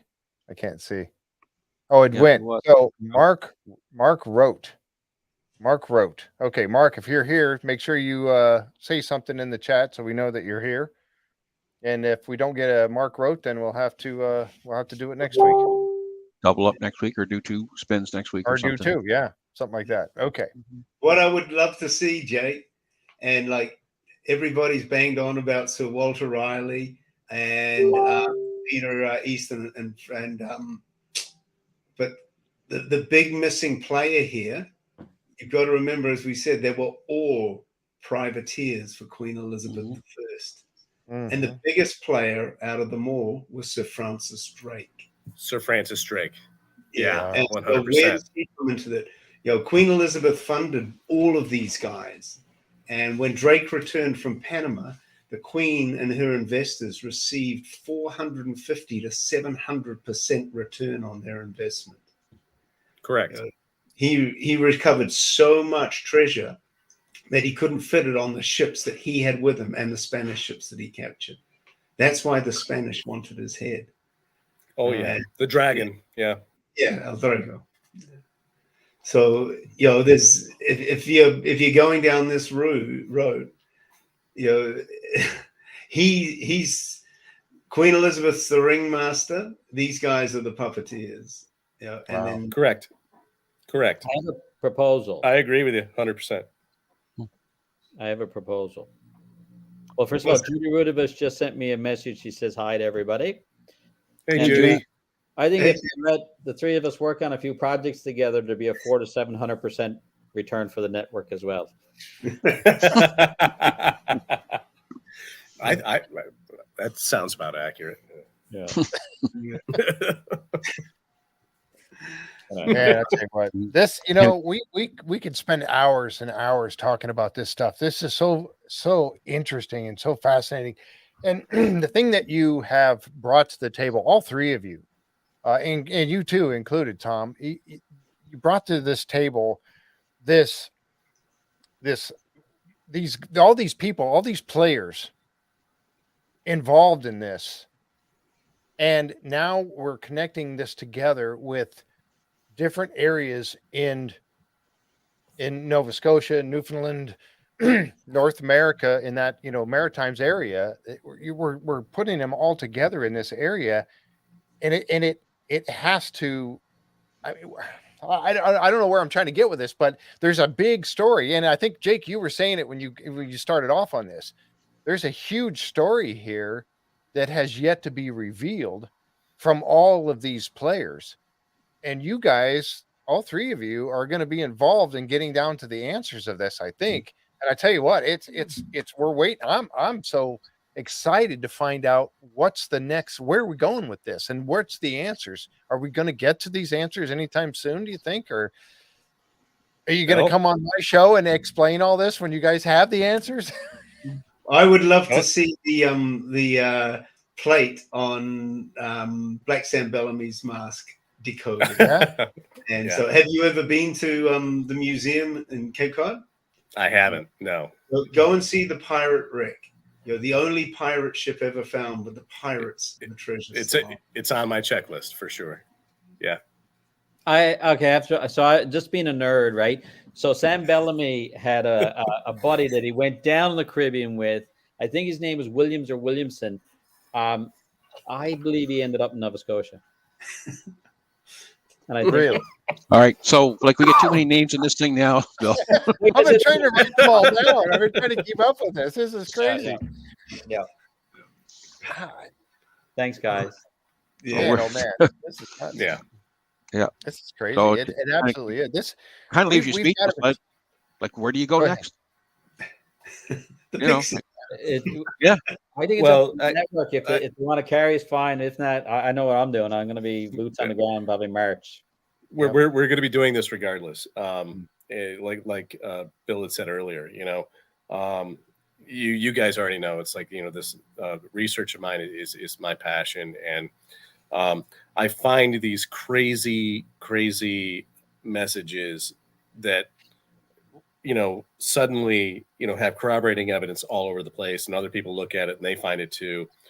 Reproducibility, the idea that you can reproduce the results, the backbone of the scientific method. And I know, that, how ridiculous a lot of things that I found sound.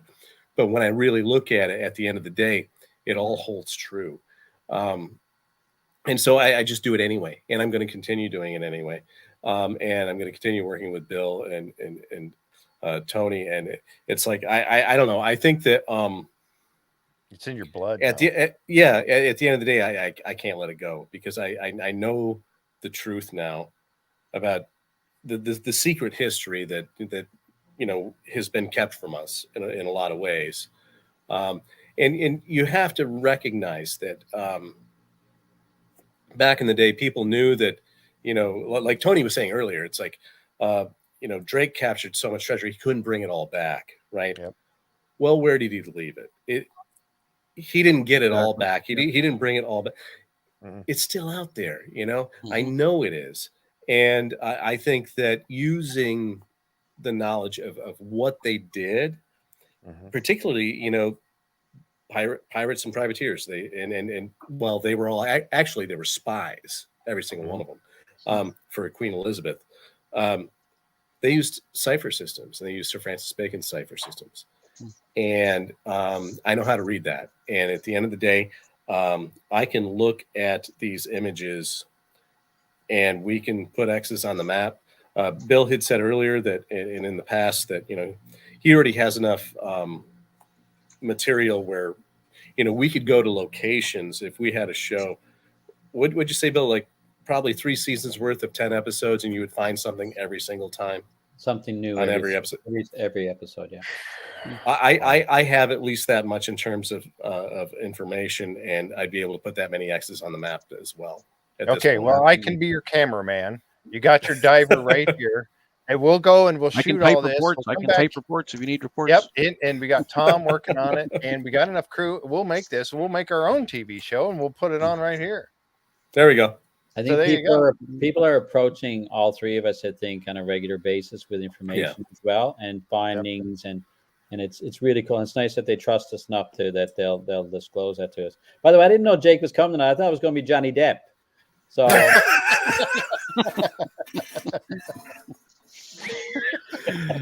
I wish I had his hair. It's awesome. He has awesome hair. Jeff, do you have that last little clip lined up there? Yes, I do. I do have it lined up, and we're getting ready to call it quits. We were all right at 2 hours here. So I tell you what, this has been absolutely fascinating, but I can't let you go, Jake, until we play this clip and send you off on a good way here.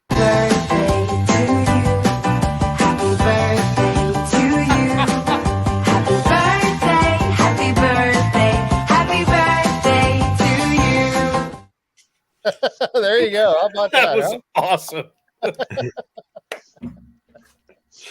The world premiere. The world premiere right there.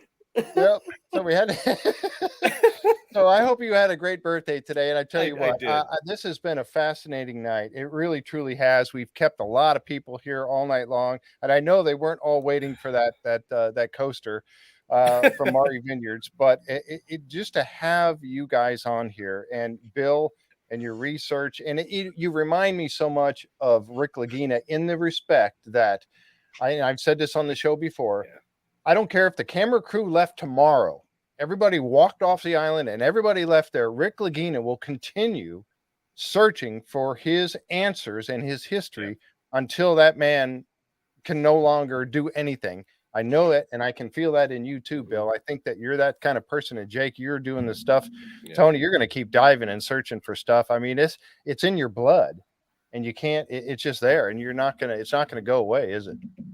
No, ever. No. Can I say the thing is, I mean, you got to look at all the treasures. Treasures people talk about: gold, silver, jewels. And you've got to remember all those years, those centuries of people going down to South America, plundering and taking that stuff. Yep. All the ships that sank, everybody thinks it was privates and wars. 95% of those ships that sank was weather. That's why they call this the graveyard of the Atlantic. There's more treasure, gold and jewels and history on the bottom of the ocean than there is in all the vaults in all the world. I agree. I find that easily to believe. Absolutely. Jeff, can I have to jump in one last thing. Tony might be able to corroborate this, but I don't know if John Murphy is listening from Newfoundland, but he was the captain on our boat, and Maggie's daughter captained the other boat.